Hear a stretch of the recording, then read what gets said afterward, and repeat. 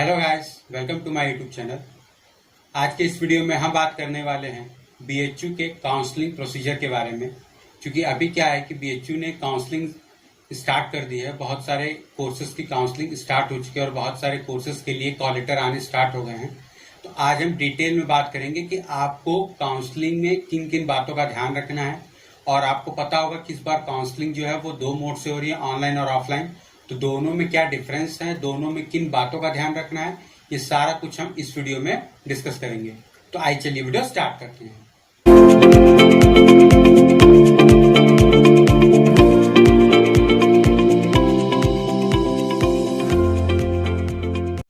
देखिए, सबसे पहले तो ये जान लीजिए कि जो कॉलेक्टर्स या काउंसलिंग के जो डेट्स आ रहे हैं आपके, वो धीरे धीरे आ रहे हैं। बहुत से बच्चे बोल रहे हैं, बहुत से लोग बोल रहे हैं कि सर हमारा इस कोर्स का अभी तक डेट नहीं आया है या इस कोर्स का अभी कॉल लेटर नहीं आया है, कब तक आएगा।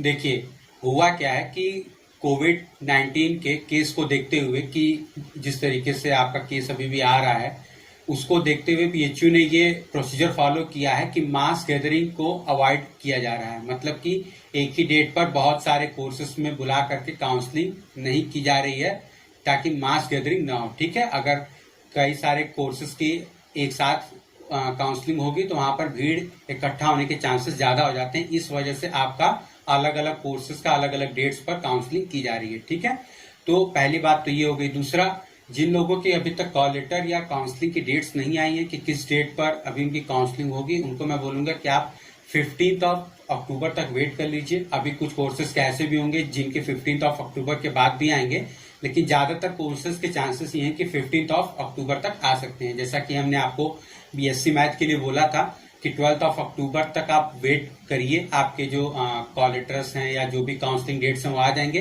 तो 13 को, ज्यादा लेट नहीं, 13 को काउंसलिंग की डेट्स भी आ गई और जिन लोगों के कॉल लेटर आने थे उन लोगों का कॉल लेटर भी आ गया। ठीक है, तो अभी देखिए, आपका जब भी कॉल लेटर आता है तो पहला चीज तो वो आपके मेल आईडी पर भी आता है, दूसरा वो आपके फोन पर मैसेज भी आता है कि आपको कॉल लेटर इश्यू कर दिया गया है। आप जाकर के अपना मेल आईडी और स्टूडेंट पोर्टल पर जाकर के चेक कर लीजिए। ठीक है, जो भी आपका काउंसलिंग पोर्टल है वहां से।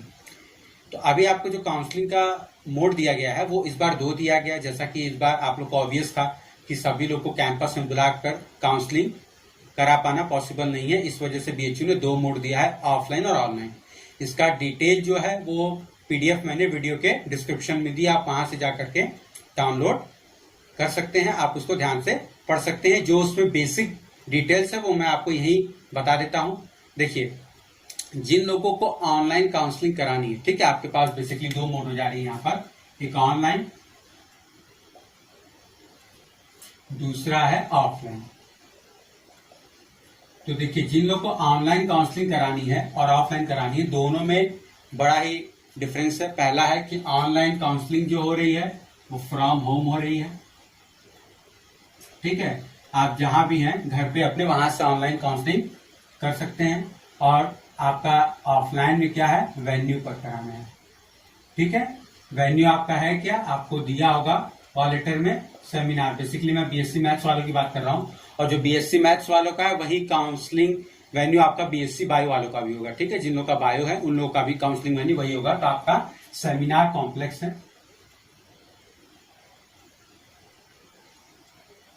ठीक है, अब ये है कहां पर, ये मैं आपको बता देता हूं शॉर्ट में। कि अगर मान लीजिए कि आपका ये मेन गेट हो गया बीएचयू का।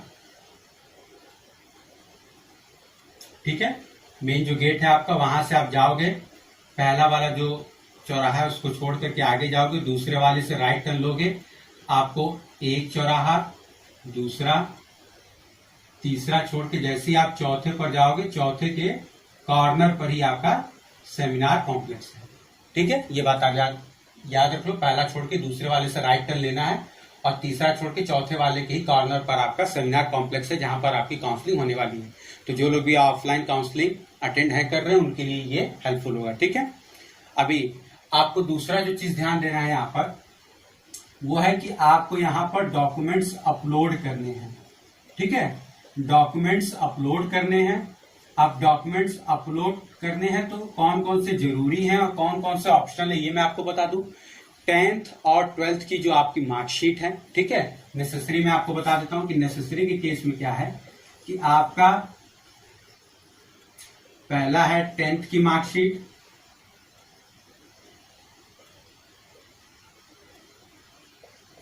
दूसरा आपका है 12th की मार्कशीट,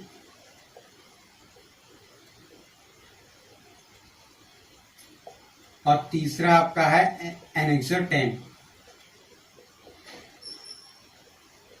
देखिए एनेक्सर 10 क्या है, बेसिकली ये आपका अंडरटेकिंग का फॉर्म होता है जिसमें आपको ये लिखना होता है। आपको बेसिकली एक फॉर्म होगा जो कि मैंने आपको वीडियो के डिस्क्रिप्शन में लिंक दिया हुआ है, पीडीएफ के फॉर्म में आप उसको डाउनलोड है वहां से कर सकते हो और उसको फिल कर सकते हैं। तो उसमें बेसिकली आपको क्या करना होगा, एक अंडरटेकिंग होगा देना, जहां पर आपको अपने सारे जो डिटेल्स होंगी वो होंगी भरने, और आपको ये लिख करके देना होगा कि मैं गिवन प्रिस्क्राइब डेट तक अपने जो भी डॉक्यूमेंट्स हैं वो आकर के एट द काउंसलिंग, मतलब कि इन पर्सन आकर के उसको कॉलेज में वेरीफाई करवा दूंगा, ठीक है। ये होता है बेसिकली आपको करना उसमें। तो ये आपको ये जो 3 है वो नेसेसरी है। उसके बाद आपके पास अगर आप रिजर्वेशन में आते हो तो आपके पास कास्ट सर्टिफिकेट, ठीक है। ये मैंने जनरल वालों के लिए बताया, लेकिन जनरल वालों के लिए कास्ट सर्टिफिकेट नहीं लगता। तो जो लोग भी रिजर्वेशन में आते हैं उन लोग को अपना कास्ट सर्टिफिकेट भी डालना है, ये आपके नेसेसरी डॉक्यूमेंट्स में आ जाते हैं। उसके बाद आपके ऑप्शनल्स में जो आ जाते हैं वो आ जाते हैं आपके टीसी, ठीक है। टीसी हो गया, सीसी यानी कैरेक्टर सर्टिफिकेट हो गया, माइग्रेशन हो गया, ठीक है, एंटी रैगिंग हो गया।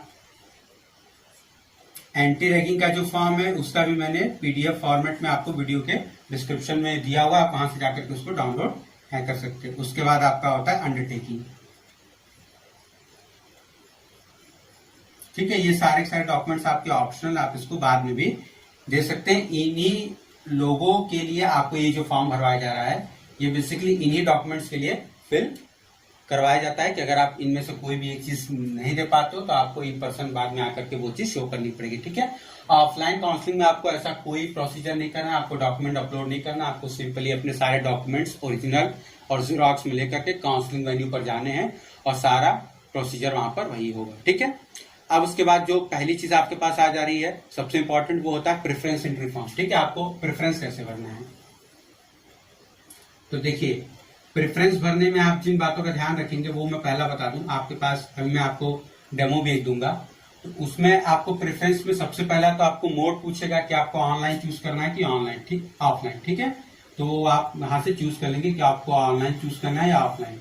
अगर आप ऑनलाइन चूज करेंगे तो आपके पास आपको जो 12th का मार्क्स है, अच्छा 12th के मार्क्स में आपको ध्यान ये देना है कि 12th के मार्क्स में बच्चों को बहुत ज्यादा डाउट है कि सर पीसीएम का भरना है कि ओवरऑल भरना है। देखिए पहले तो पीसीएम का रूल था, जब भी पहले थोड़ा सा अगर जाएं तो वहां पर रूल था कि आपको 12th का पीसीएम का मार्क्स भरना है। लेकिन अभी जो आपको बेसिकली दिया जा रहा है, जैसा कि आपको जो पीडीएफ मिला होगा इंस्ट्रक्शंस का, उसको पढ़ने के बाद यही लग रहा है कि आपको 12th के पूरे मार्क्स भरने हैं, ठीक है। तो आपको मैं बेसिकली एडवाइस ये करूंगा कि एक बार आपके कॉल लेटर में जो भी नंबर है आप उसको जो भी आपको टीचर का नंबर दिया गया उनके फोन नंबर पे आप एक बार कॉल करिए और पूछ लीजिए कि आपको सर कौन से 12th के मार्क्स भरने हैं, पीसीएम का पूरा भरना है, पीसीएम भरना है या 12th के पूरे भरने, ठीक है।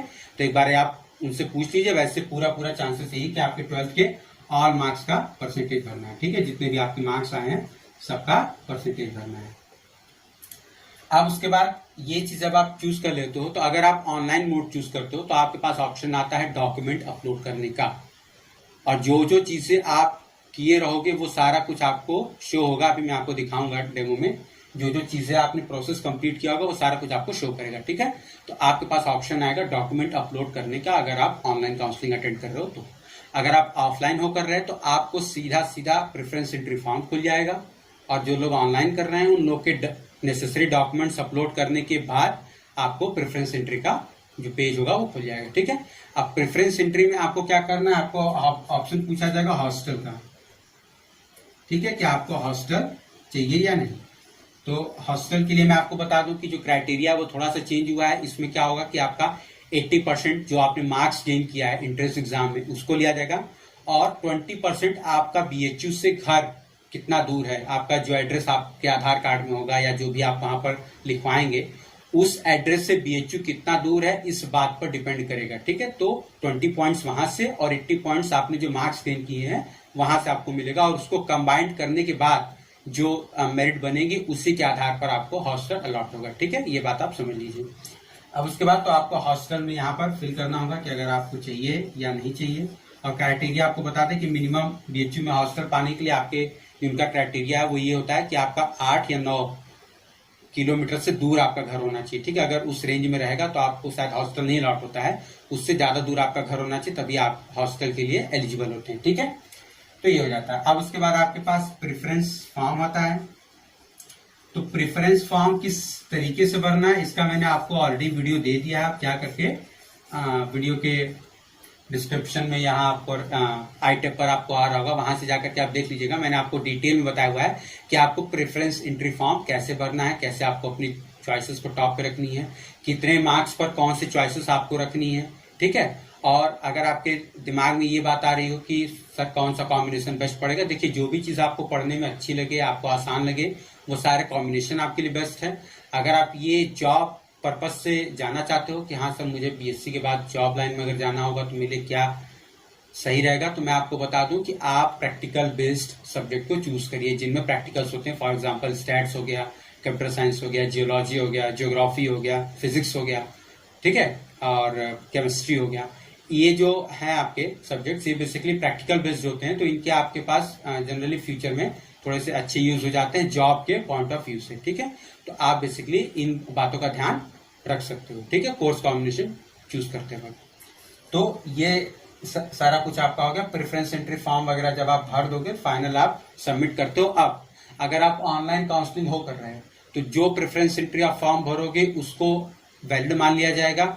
उसमें आपको एडिटिंग का ऑप्शन केवल प्रेफरेंस एंट्री फॉर्म का मिलेगा, मार्क्स आपको एडिट करने का ऑप्शन जनरली नहीं मिलता है। तो आप इसको ध्यान से पूछ करके भरेंगे क्योंकि आपको ये एडिट करने का ऑप्शन नहीं मिलता है। ठीक है, आप जो एक बार ये भर देंगे वही चीज मान्य हो जाएगी। तो एक बार आप इसको ध्यान से पूछ करके तभी भरिएगा कि आपको पीसीएम का भरना है या ओवरऑल भरना है। ठीक है, उसके बाद प्रेफरेंस का जो फॉर्म है वो आपके पास दोबारा भी ऑप्शन आता है शायद कि आप उसको दोबारा से फिल है कर सकते हैं, लेकिन मेरे हिसाब से आप जो भी भरिएगा पहली बार में सोच समझ करके एकदम बढ़िया से वो भरिएगा। आपको 5 डेज का टाइम दिया जाएगा। ये भी मैं आपको बता दूं जितने लोग काउंसलिंग कर रहे हैं उनको 5 डेज का टाइम दिया जाएगा। उससे ज्यादा अगर आप लेते हैं तो आपके पास प्रॉब्लम हो सकती है। आपको 5 डेज का टाइम दिया जाएगा।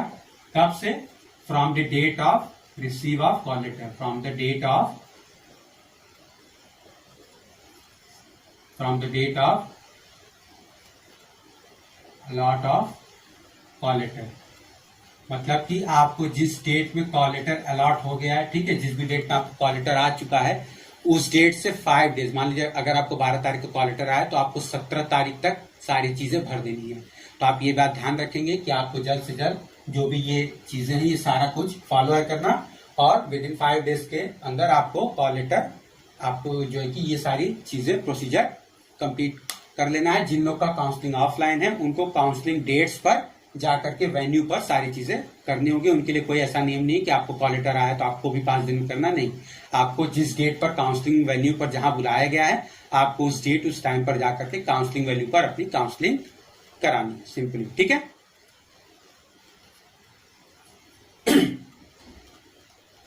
अब देखिए जो भी मैंने आपको नेसेसरी डॉक्यूमेंट्स बताए हैं, फॉर एग्जांपल अगर मैंने आपको एनेक्शन 10 बताया, उसके बाद मैंने आपको एंटी रैगिंग का फॉर्म बताया, अंडरटेकिंग का जो फॉर्म होता है वो बताया, ठीक है, वो सारे का मैंने पीडीएफ आपको वीडियो के डिस्क्रिप्शन में दिया। आप जाकर के वहां से उसको डाउनलोड कर सकते हैं, आपको कोई प्रॉब्लम नहीं होगी। ठीक है, अब मैं आपको एक डेमो दे देता कि किस तरीके से आपको जाकर के अपने काउंसलिंग पोर्टल पर क्या क्या प्रोसीजर्स फॉलो करने हैं।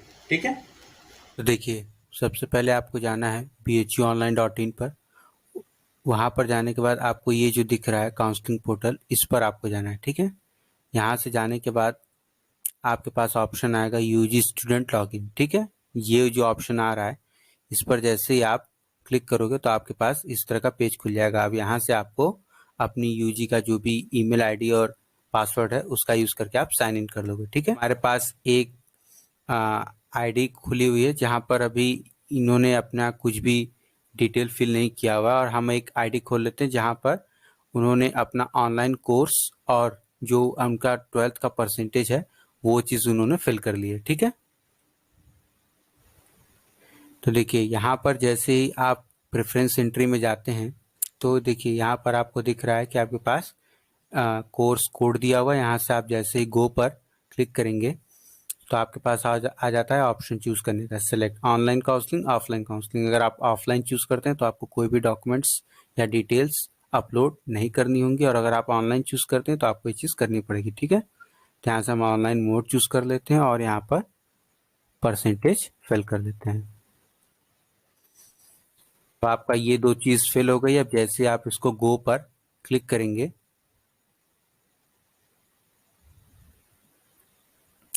तो अब देखिए अब आपके पास ये सारी चीज़ें आ गई अपलोड करने के लिए, और जैसे आप यहाँ पर जाएंगे तो ये सारी चीज़ें आपको अब यहाँ पर शो करेंगी। देखिए यही सेम चीज़ है। ठीक है, अब जैसे ही आप ये सारी डिटेल्स को अपलोड करते हो तो आपके पास प्रेफरेंस एंट्री फॉर्म आ जाता है भरने के लिए। और प्रेफरेंस एंट्री फॉर्म को कैसे भरना है ये सारा कुछ मैंने आपको एक अलग से वीडियो में बताया हुआ कि किस तरह से आपको अपनी चॉइसेस फिल करनी होती है। ठीक है, तो ये सारी चीज़ें आपको ऑनलाइन और ऑफलाइन में फ़र्क है। ठीक है, तो देखिए अब आपने यहाँ पर मोड चूज है कर लिया तो आपको यहाँ पर शो हो रहा है मोड ऑनलाइन। ठीक है, ये चीज़ अब इसमें है क्या कि आपको रेगुलर प्लस पेड आपको चूज़ नहीं करना है, चूँकि ऑलरेडी ले लेता है। ठीक है, आपको इसमें वो नहीं होता है करना, ये ऑटोमेटिक ले लेता है आपका। अब जैसे ही आप अपने डॉक्यूमेंट्स को अपलोड हो करते तो यहाँ पर आपका लिख देगा डॉक्यूमेंट्स अपलोडेड। प्रेफरेंस वाला जो फॉर्म है जैसे आप वो भर दोगे तो आपका ये जो कॉलम है ये भी हो जाएगा टिक, और जैसे ही आप प्रेफरेंस लॉग कर देते हो तो आपका वो जो प्रेफरेंस है ये भी आपका टिक हो जाएगा। उसके बाद जैसे ही आपका जो डॉक्यूमेंट्स आपने अपलोड किया हुआ है वो एडमिशन कमिटी जो है उसके द्वारा जैसे ही वेरीफाई हो जाएगा तो यहाँ पर आपका वेरिफिकेशन पर टिक हो जाता है कि हाँ आपका जो डॉक्यूमेंट्स है वो वेरीफाई हो चुका है। रिजल्ट में फिर आपका जो है कि आपको जो भी नंबर्स होते हैं उन नंबर्स के हिसाब से जो भी आपको चीज़ें अलॉटमेंट होती है वहाँ पर ये लिख देता है कि रिजल्ट, मतलब एक तरीके का ये लिख देता है कि आपको अप्रूव हुआ है या नहीं हुआ है। ठीक है, ये चीज़ है। उसके बाद आपको जाना होता है कोर्स एलोकेशन के ऑप्शन में। जैसे आप यहाँ पे जाओगे तो देखिए आपको यहाँ पर सीरियल नंबर, अगर आपको रेगुलर पेड 2 कोर्सेस अलॉट हो रहे हैं तो सीरियल नंबर में 1 2 करके लिखा आएगा। उसके बाद रोल नंबर आपका जो यूईटी का है, उसके बाद कोर्स, उसके बाद कोटा अगर आपका कोई है तो लोकेशन, ठीक है, आपको कहाँ मिल रहा है, एफएमसी मिल रहा है, एमएमए मिल रहा है। ठीक है, ये जो भी कॉलेजेस हैं उनके लिए लिखा रहता है। उसके बाद रेगुलर फीस कितनी है, आपको फीस कितनी पे करनी है, क्या डेडलाइन है, ठीक है, आपने पे किया कि नहीं किया, और आपका लॉग स्टेटस, मतलब कि आपको जो सब्जेक्ट अलॉटमेंट है उसको आपने अपग्रेड में छोड़ा हुआ है या फिर वो अभी आपने उसको लॉक कर दिया। ठीक है, ये सारी चीज़ आपका यहाँ पर कोर्स एलोकेशन में शो हो जाती है। उसके बाद लास्ट आपका आता है हॉस्टल एलोकेशन। यहाँ पर भी आपका ये होता है यूईटी का roll number, hostel name, hostel की फीस और उसको पेमेंट करने की क्या डेडलाइन है, ये सारा कुछ आपको यहाँ पर शो हो जाता है। ठीक है, तो ये बेसिकली आपका टोटल काउंसलिंग प्रोसेस होता है जो कि बीएचयू में एडमिशन के लिए अप्लाई होता है। ठीक है, तो आई होप कि आप लोग को जो भी प्रोसेस मैंने बताया वो सारी चीजें समझ में आ गई होंगी। अगर फिर भी आपके दिमाग में कोई भी डाउट है, कोई भी चीज ऐसी है जो आपको ना समझ में आई हो या आपको लगा हो कि ये चीज मैंने वीडियो में नहीं बताई है तो आप मुझे कमेंट सेक्शन में लिख करके बताइए, मैं मोस्ट पॉसिबली उसका रिप्लाई आप लोग को दे दूंगा। ठीक है, अगर आपको वीडियो अच्छी लगी हो तो प्लीज वीडियो को लाइक करिए, शेयर करिए और मेरे चैनल को सब्सक्राइब कर लीजिए। साथ ही साथ बेल आइकन भी प्रेस कर दीजिएगा ताकि हमारे चैनल पर आने वाली वीडियोस की नोटिफिकेशन आपको मिल जाए। तो मिलते हैं नेक्स्ट वीडियो में, तब तक के लिए थैंक यू।